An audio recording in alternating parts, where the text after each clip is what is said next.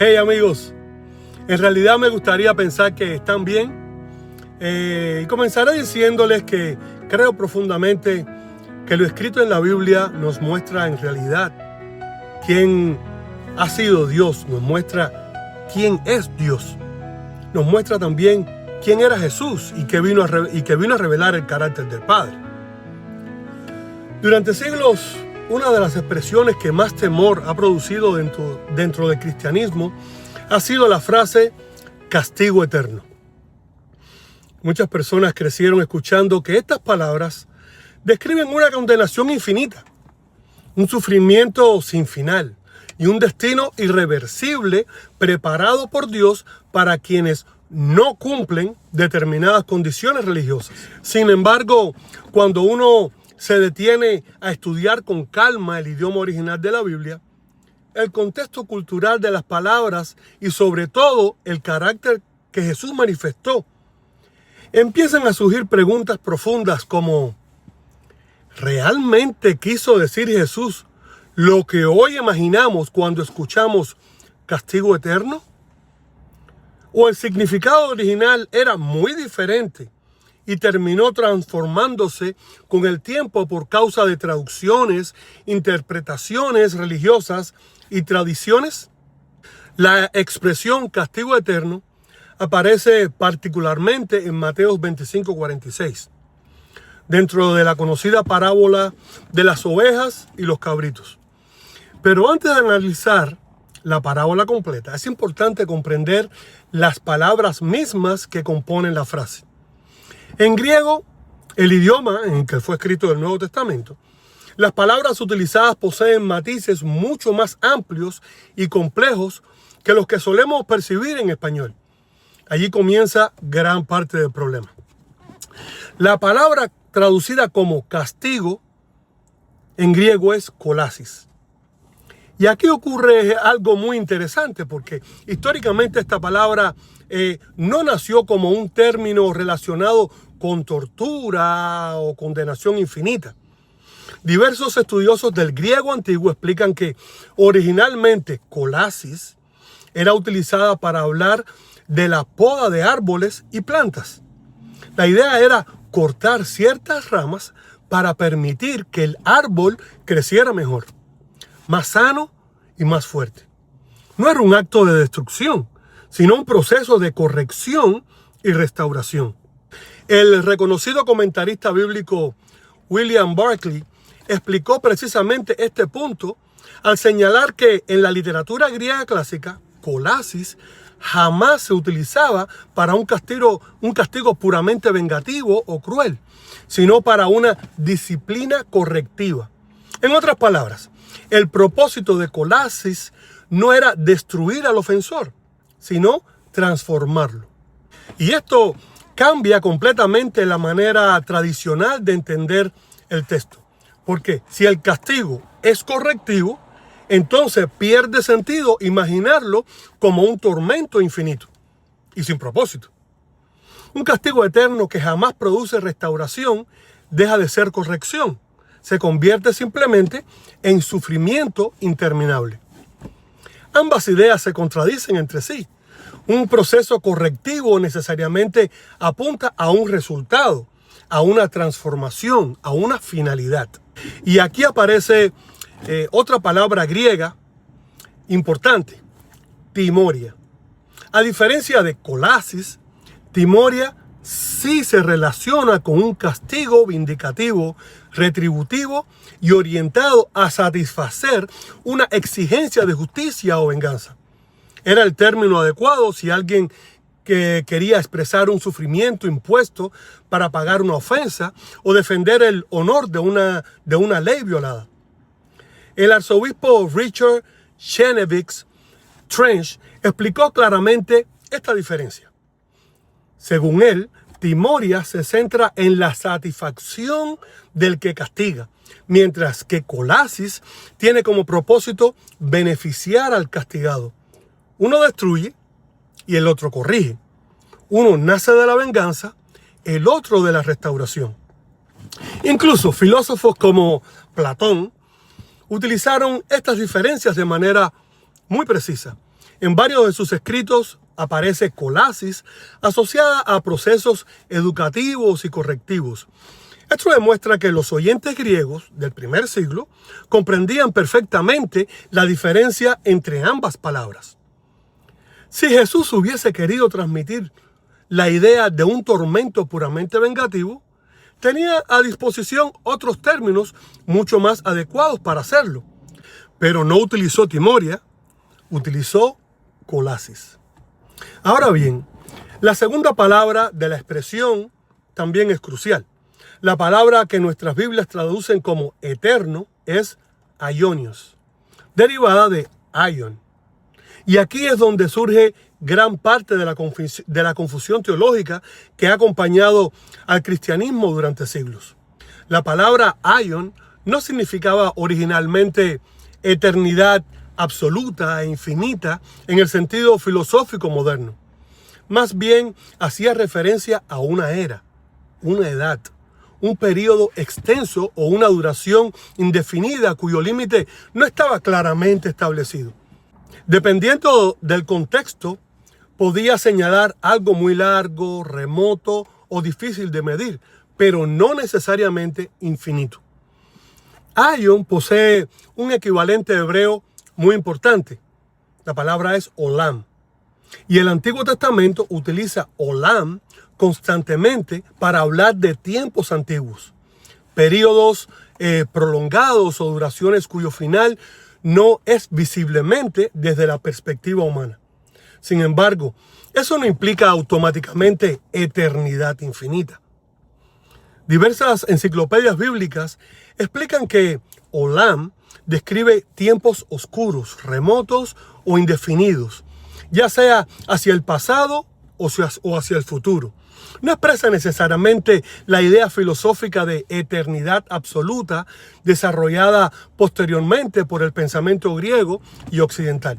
Por ejemplo, cuando se habla de Dios como el olam, allí se está hablando de eternidad infinita. Pero no porque la palabra olam signifique por sí sola eternidad absoluta, sino porque el sustantivo al que describe es Dios mismo. Dios es eterno por naturaleza y por eso olam adquiere ese sentido al relacionarse con él. Sucede exactamente con ciertos adjetivos en nuestro idioma. Si alguien dice, ¿qué perro tan grande? Inmediatamente entendemos que se trata de un perro enorme comparado con otros perros. Pero si alguien dice, ¿qué edificio tan grande? La palabra grande sigue siendo la misma, aunque la dimensión cambia totalmente. La magnitud depende del objeto que está siendo descrito. Lo mismo ocurre con olam y aion. El significado se ajusta según el contexto. Por eso encontramos usos donde claramente no puede significar eternidad infinita. Un ejemplo muy conocido es el caso de Jonás dentro del pez. Jonás dice haber estado allí para siempre, según algunas traducciones, utilizando precisamente ese concepto relacionado con olam. Pero sabemos perfectamente que estuvo solo 3 días y 3 noches. ¿No fue infinito? Para Jonás el tiempo parecía interminable, oscuro, incierto e indefinido porque no sabía cuándo terminaría. Desde su percepción humana, aquella experiencia parecía eterna, pero objetivamente no lo era. También muchas instituciones, pactos y fiestas del Antiguo Testamento fueron llamadas perpetuas, utilizando olam. Sin embargo, varias dejaron de practicarse o atravesaron largos periodos sin celebrarse. El término no implicaba necesariamente una duración infinita, sino una continuidad indefinida dentro de cierto marco histórico. Cuando Jesús y los apóstoles utilizaban aion, estaban moviéndose dentro de ese mismo universo lingüístico. Por eso resulta importante entender que aionios no necesariamente significa eterno en el sentido moderno de algo absolutamente interminable. Puede referirse a algo dentro de una era, a un tiempo prolongado o a un periodo cuyo límite no está claramente definido. Esto adquiere todavía más relevancia cuando descubrimos que el griego sí poseía palabras mucho más específicas para expresar eternidad absoluta. Una de ellas era aidios. Si Jesús hubiera querido hablar inequívocamente de un castigo infinito y sin final, podría haber utilizado esa palabra, pero no lo hizo. El término aidios aparece, por ejemplo, en epístolas a los Romanos 1:20, donde se habla del eterno poder de Dios. Allí se está describiendo algo verdaderamente infinito y eterno. El autor utiliza deliberadamente una palabra diferente. Eso significa que el Nuevo Testamento distingue entre aionios y aidios. No son exactamente lo mismo. Y esta diferencia lingüística es fundamental para comprender el debate. Estas traducciones pueden sonar extrañas al lector moderno, pero en realidad intentaban ser más fieles al significado original de las palabras griegas. Lo mismo sucede con expresiones como por los siglos de los siglos. En nuestra cultura eso suele entenderse como para siempre y siempre jamás, pero literalmente la frase apunta más bien a las edades de las edades o las eras de las eras. Una construcción idiomática relacionada con periodos sucesivos de tiempo. La dificultad es que durante siglos estas expresiones fueron interpretadas dentro de categorías filosóficas posteriores que terminaron alterando su sentido original. Otro ejemplo famoso es cuando Jesús habla del fin del siglo, expresión que muchas Biblias tradujeron como fin del mundo. Sin embargo, el término utilizado vuelve a ser aion, refiriéndose a una era o edad, no necesariamente a la destrucción total del planeta. Esto genera enormes confusiones doctrinales, porque si se interpreta incorrectamente aion, entonces muchas enseñanzas cambian radicalmente de significado. Sin embargo, más allá del debate lingüístico, existe una pregunta todavía más profunda. ¿Qué imagen de Dios surge de nuestras interpretaciones? Porque no se trata únicamente de un problema académico. La manera en que entendemos estas palabras afecta directamente nuestra percepción del carácter divino. Durante siglos, muchas personas vivieron aterrorizadas por la idea de un Dios que mantiene criaturas conscientes, sufriendo eternamente, sin propósito restaurador alguno. Y aunque esa idea fue presentada como parte esencial del Evangelio, muchas veces entra en tensión con la idea de Dios revelada por Jesús. Cuando observamos la vida de Jesús encontramos compasión, misericordia, perdón y restauración. Jesús se acercaba a pecadores, abrazaba marginados, perdonaba enemigos y enseñaba a amar incluso a quienes te hacían daño. En primera epístola de Juan se afirma que Dios es amor y que el perfecto amor echa fuera el temor. También se dice que en Dios no hay tinieblas. La epístola de Santiago declara que en Él no hay mudanza ni sombra de variación.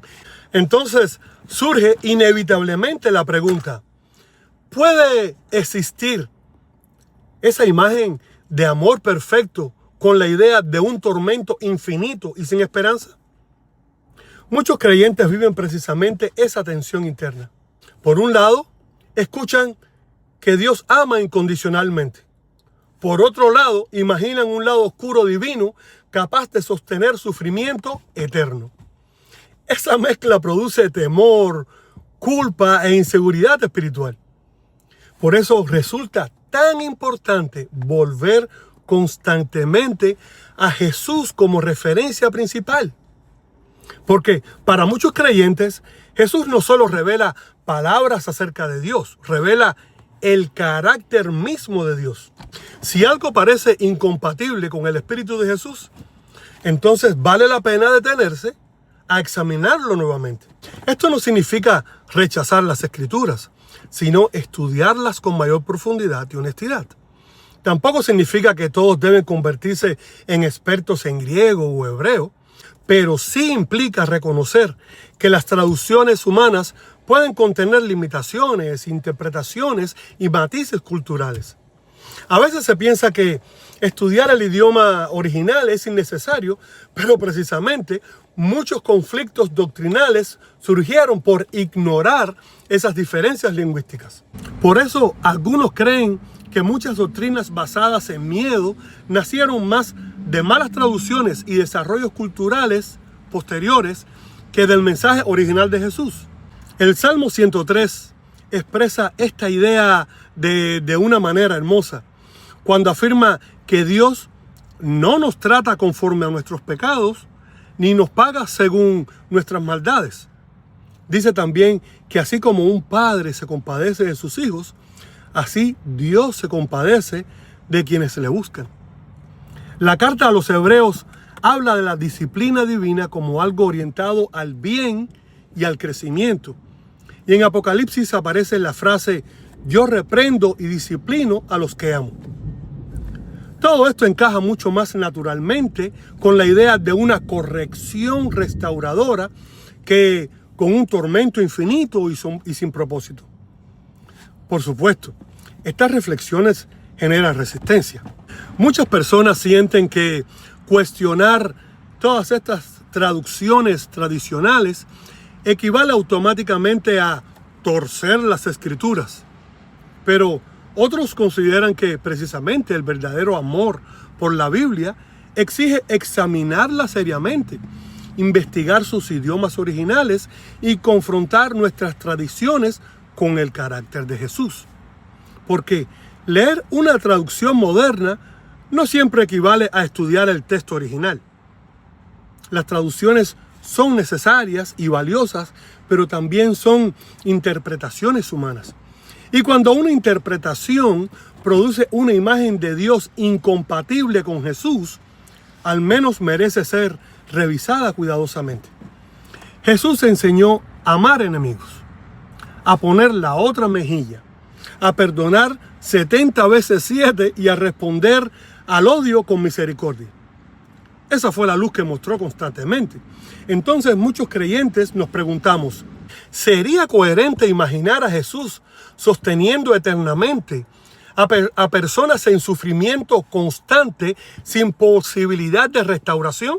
¿Encaja eso con el Cristo que perdonó a quienes lo crucificaban?